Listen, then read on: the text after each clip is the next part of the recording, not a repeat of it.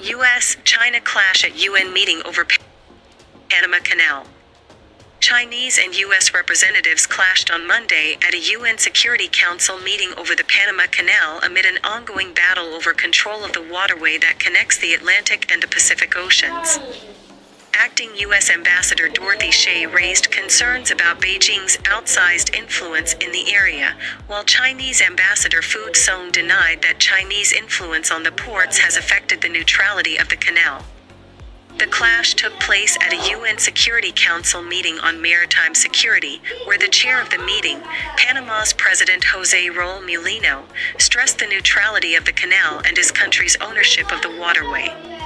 Fu said that Panama has consistently and effectively managed the canal, and that Beijing has always respected the permanent neutrality of the canal.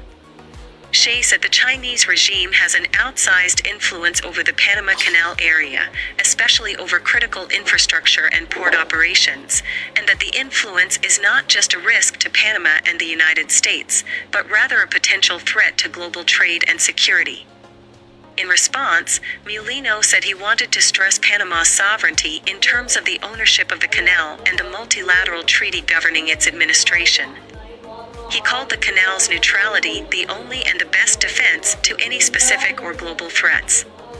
The United States built the canal between 1904 and 1914 and controlled the area until 1999, when it handed control over to Panama under a 1977 treaty signed by U.S. President Jimmy Carter and Panamanian military leader Omar Torrijos. The control of the waterway has been a focus of U.S. President Donald Trump, who suggested the United States should take it back because of growing Chinese influence over the canal and alleged overcharging of U.S. ships for using the waterway.